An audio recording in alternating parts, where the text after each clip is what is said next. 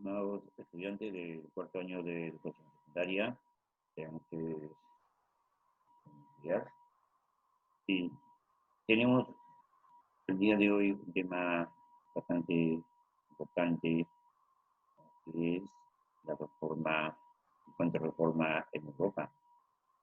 Y los objetivos específicos, uno de ellos es analizar la importancia de la reforma protestante, ¿no? Y lo otro es señala las características del momento reformista en Europa y sus consecuencias.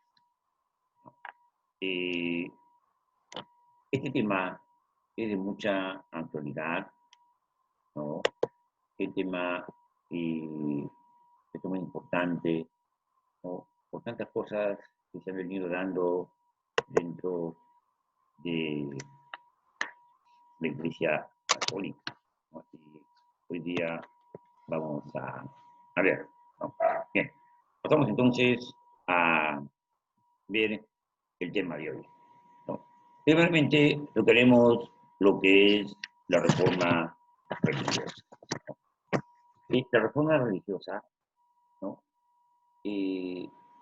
O, si, o contrarreforma, también se le llama, fue la respuesta de la Iglesia Católica a la reforma protestante de Martín Lutero, ¿no?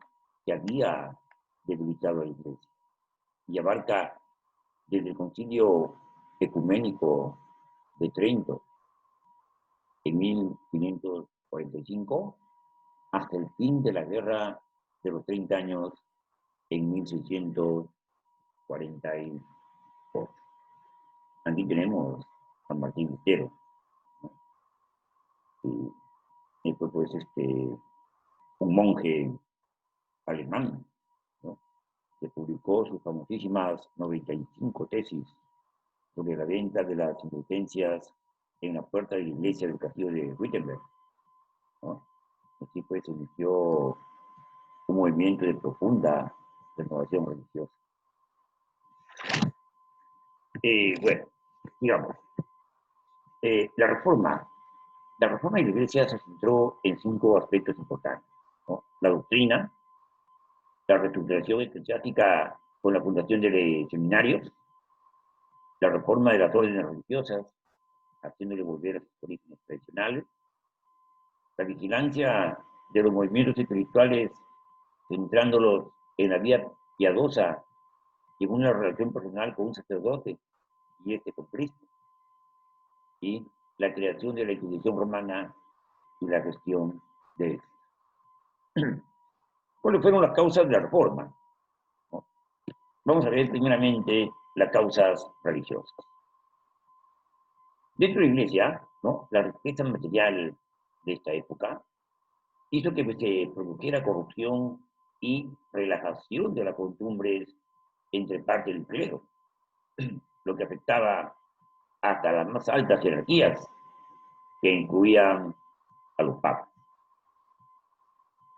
Y todo buscaban aumentar al máximo sus ingresos, ya sea para velar por el futuro de sus familias, satisfacer su gusto por el lujo o proteger a sus artistas favoritos.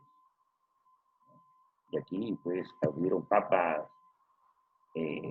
que pagaron fuertes sumas de dinero, ¿no? A artistas, ¿no? Con solo el hecho de hacer algunas obras. Otras fueron las causas religiosas, ¿no? Acá se sabía que el Papa eh, Alejandro V de Borgia llevaba una vida escandalosa. El Papa León X solo se había ocupado de las bellas artes, gastando fuertes sumas de dinero en proyectos llevados a cabo por maestros pintores, ¿no? Como Rafael y Bramante. El resto del clero no lo hacía mal. Se dice que los obispos en Alemania poseían la tercera parte de las tierras y vivían como grandes señores. Entonces, tales excesos despertaron poderosas críticas e insistentes exigencias en favor de una reforma que los oprimiese de raíz, ¿no? Aquí vemos al Papa León X, ¿no? Que le gustaba mucho pasar, que botaba gran cantidad de plata en estas obras. Luego tenemos lo que son las causas intelectuales, ¿no? Dentro de ello se ve a la difusión de la Biblia, que hecha posible gracias a la imprenta, ¿no? Y que se puso al alcance de todos la palabra de Dios, fue generando un clima crítico con respecto a los dogmas y a la organización de la Iglesia. La lectura y la mediación de la Biblia crearon en algunos una actitud detractora frente a las ideas religiosas aceptadas por la Iglesia, que no tuviesen una base estricta y literal en este libro. Esta apreciación de la Biblia como única fuente de creencia religiosa fue el más poderoso germen de la Reforma. Y luego vemos lo que son las causas político-económicas, ¿no? Aquí se produjeron conflictos entre los papas y los gobernantes, ¿no? Reyes o emperadores de los diversos estados europeos, que no llegaron a afectar la unidad de la fe, pero fueron evidencia del resentimiento, ¿no?, que sentían los reyes frente a los papas. Y los gobernantes lucharon por aumentar su poder sobre el clero y tratar de reducir los derechos del sumo pontífice. Y a esto pues se agrega que entre los ingleses, alemanes y escandinavos surgió un movimiento reactivo en contra de la obediencia a Roma, ¿no? Y esto pues indudablemente que creaba pues ciertas brechas, ¿no?, entre la iglesia y la política. Para estos países, adoptar la reforma era pues afirmar su sentido de nacionalidad frente a la catolicidad representada por el Papa Romano. Por otra parte, la reforma halló un campo fértil en países en el que el capitalismo se había desarrollado, ¿no?, como son pues Alemania, los Países Bajos e Inglaterra. Y esto porque las clases enriquecidas, gracias al comercio y al monopolio, sabían que la iglesia veía con malos ojos el origen de sus ganancias. Además, algunos reyes y nobles vieron que separándose de la iglesia católica podrían adueñarse de sus extensas posesiones. Entonces, esto pues fue algo, ¿no?, que causó también la reforma. Y ahora vamos a ver qué hizo don Martín Lutero, ¿no? Martín Lutero era pues un hijo de unos campesinos alemanes pobres, ¿no?, que se habían sacrificado para dar a su hijo una buena educación y que para también pueda graduarse de abogado, pero a disgusto de sus padres, desdeñó todas las oportunidades mundanas e ingresó pues a un monasterio, ¿no? La gran inquietud de Martín Lutero arrancaba pues de su deseo de librarse de los pecados que pesaban sobre su conciencia, ¿no? Y la gran inquietud de Lutero fue pues que inició e impulsó el movimiento que había de sacudir hasta sus cimientos a la Iglesia católica. La gran inquietud de Lutero arrancaba de su deseo, ¿no?, de librarse de los pecados que pesaban sobre su conciencia.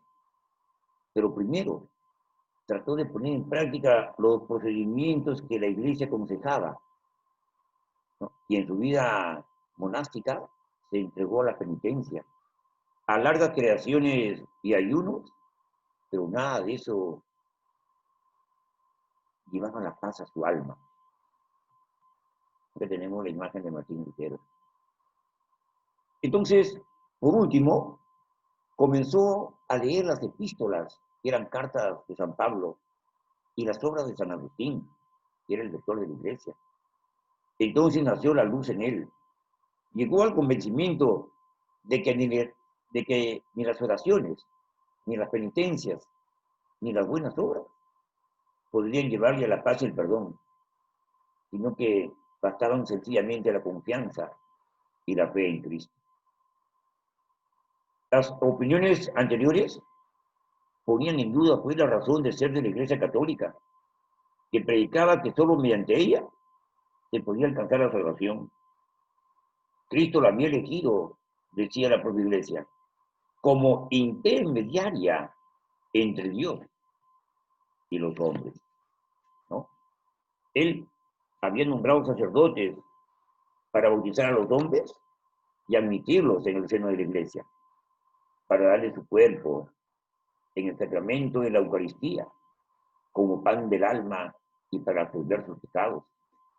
Entonces, si era suficiente la fe y la confianza en Cristo, como creía Martín Lutero, ¿para qué servía la Iglesia?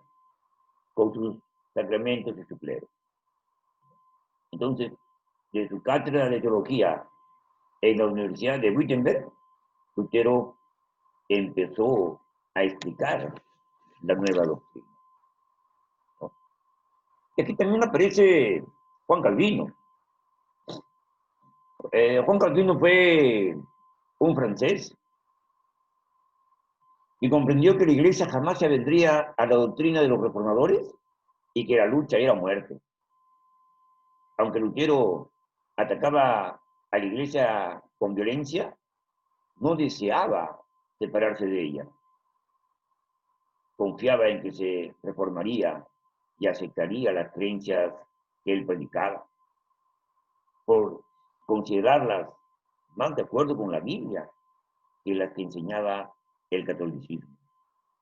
Y aquí Juan Calvino atacó también la doctrina y la organización de la Iglesia Católica, fundando sus enseñanzas en la Biblia.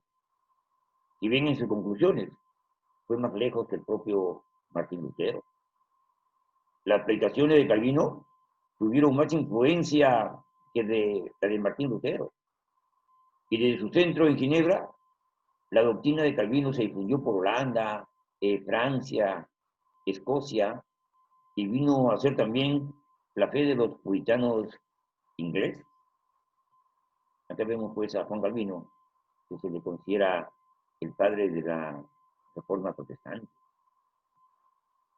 ¿Y qué hizo pues este Calvino? Acá se habla de la dictadura calvinista, ¿no? Y él introdujo esta serie de acciones, ¿no? Algunas de las producciones calvinistas en la ciudad suiza de Ginebra fueron las siguientes, ¿no? Las diversiones, o sea, bailes, el juego de cartas, el teatro y el deporte como el patín, estaban prohibidas, ¿no? Las fiestas de las familias, a las que asistían más de 20 personas, no podían pasar de 20. Los trajes, que no fueran del color y hechura determinado por el consistorio, que era un órgano supremo del calvinismo, ¿no? Y llevar adornos y joyas también estaban prohibidos. Usar el cabello largo para los hombres y peinados altos y con rizos para las mujeres. Usar nombres que no figuran en la Biblia, ¿no? Y también escribir al extranjero. Esas eran, pues, acciones que produjo la dictadura calvinista, ¿no? Que de alguna u otra forma, pues, tuvieron mucha resonancia en Europa. Y a partir de ello, ¿no? Que viene pues lo que es la división de Europa, ¿no?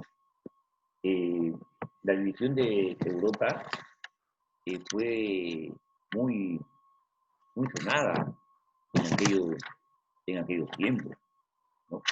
Y esta reforma dio lugar a dos grandes guerras, la de los católicos, ¿no? Y los hugonotes en Francia. Y a la bárbara guerra de los 30 años en Alemania. Ninguna de las dos formas de religión tuvo una, pues, victoria completa, ¿no? El catolicismo triunfó, podríamos decir, en España, en Italia, en Francia y al sur de Alemania. Y el protestantismo en el norte de Alemania, en Holanda, en Suecia y Escocia. Aquí el país de Inglaterra adoptó una religión que no era el catolicismo ni el protestantismo extremo, sino más bien un término medio entre ambos, ¿no? En el transcurso de esta lucha, la Iglesia pues pronto se dio cuenta de que debía hacer algo para mejorar su propia estructura y tener posibilidades de éxito frente al empuje de los reformistas protestantes. Y por este motivo, convocó en la ciudad italiana de Trento a un concilio, donde se hizo una revisión a fondo del gobierno y la doctrina de la Iglesia. No en el sentido de hacer concesión alguna a los reformadores. En realidad, después del concilio, quedó más resuelta que nunca la defensa hasta la muerte, si era necesario, de la antigua fe. Pero se corrigieron defectos que habían perjudicado pues a la Iglesia en los primeros tiempos de la Reforma, ¿no? Y acá se dio el famoso concilio religioso de Trento, ¿no? El concilio de Trento, que se dio desde 1500 a de 1545 a 1563, ¿no? Desde el principio de esta reforma, católicos y protestantes reclamaban pues un concilio ecuménico, es decir, un concilio universal. ¿Para qué? Para reglamentar las cuestiones en litigio. Pero el concilio no se reunió hasta 1545, que era pues demasiado tarde para poder restablecer la unidad cristiana. Se disolvió en 1563, pero como sus trabajos habían sido interrumpidos dos veces, a consecuencia de las guerras, desde 1949 a 1551, y después, desde 1552 a 1560, su duración real fue solamente de 8 años, ¿no? ¿Qué medidas se adoptaron en el Concilio de Trento, ¿no? En materia de dogma, el Concilio de Trento rechazó todas las proposiciones protestantes. Asimismo, determinó cuál texto de la Biblia debería en adelante tenerse por auténtico por los católicos, ¿no? Este es el texto llamado de la Vulgata, que es una tradición latina hecha por San Jerónimo en el siglo IV. Además, mantenía los 7 sacramentos que los protestantes querían reducir a 2. Asimismo, afirmó la presencia real de Cristo en la Eucaristía, que era negada por los calvinistas y admitida incompletamente por los luteranos. Otra de las medidas adoptadas en el Concilio de Trento fue que proclamó que las creencias de la Iglesia reposan en las Santas Escrituras, completadas por la tradición, que la Iglesia de Roma era superior a los demás y que todo católico debía obediencia espiritual al Papa, que era el sucesor de San Pedro y vicario de Jesucristo. En materia de disciplina, el concilio también mantuvo también la organización tradicional de la Iglesia, contentándose con reformar los abusos. Conservó para las oraciones el empleo de la lengua latina, considerada como universal. Asimismo, también este concilio de Trento se negó a admitir el matrimonio de los sacerdotes. Otras medidas adoptadas en el concilio fue que prohibió la acumulación de los beneficios, es decir, dar la posesión por un solo sacerdote de varios cargos eclesiásticos. Asimismo, decidió que los sacerdotes y los obispos debían residir en sus parroquias y sus obispados y predicar para la instrucción de los fieles por lo menos una vez por semana. Asimismo, ninguno podía ser obispo si no tenía por lo menos 30 años, ni sacerdote que fuese menor de 25, ¿no? El concilio recomendó que se creasen para la formación de los futuros sacerdotes, escuelas especiales. De aquí, la fundación de los seminarios, que quiere decir, pues, semilleros, ¿no? La obra del Concilio de Trento se completó por diferentes medidas tomadas por los papas. Establecieron una comisión encargada de hacer el catálogo o índice de los libros, cuya lectura debía ser prohibida, porque podían poner en peligro la fe de los fieles, ¿no? Esto fue lo que se le llamó la congregación del índice. Asimismo, también reorganizaron la Inquisición o Santo Oficio, encargada especialmente de vigilar al clero y de perseguir y castigar hasta por el fuego a los autores de doctrinas contrarias a las dogmas católicas, ¿no? Acá estamos viendo el lugar donde se realizó el Concilio de Trento. Y finalmente, vemos jóvenes las órdenes religiosas, ¿no? ¿Qué papel jugaron las órdenes religiosas, en especial los jesuitas, ¿no? Aquí, para combatir la doctrina de los protestantes, los papas encontraron preciosos auxiliares en las órdenes religiosas. De todas ellas, la que adoptó principal puesto en la historia fue la Compañía de Jesús, fundada en 1540 por el español Ignacio de Loyola. La compañía, creada para el combate, fue organizada por un cuerpo de ejército, regida por la más severa disciplina, gobernada por un general que disponía de una autoridad absoluta y sometida enteramente al Papa, ¿no? La regla esencial es como un ejército, la obediencia pasiva. Aquí vemos al creador de los jesuitas, San Ignacio de Loyola, ¿no? El que deseaba ser soldado de Jesús o jesuita debía renunciar a tener otra voluntad que la de su jefe. Debe, dicen las constituciones, obedecer como el bastón en mano del viajero y ser entre las manos de sus superiores como un cadáver.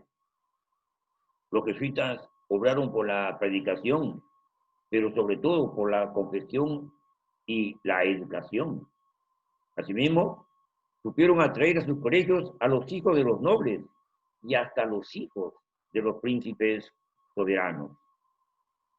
Por los jesuitas fue que Alemania del Sur, y especialmente Baviera y Austria, fueron reconquistados al protestantismo. El mismo éxito tuvo en la parte de los Países Bajos, que forma hoy Bélgica, ¿no?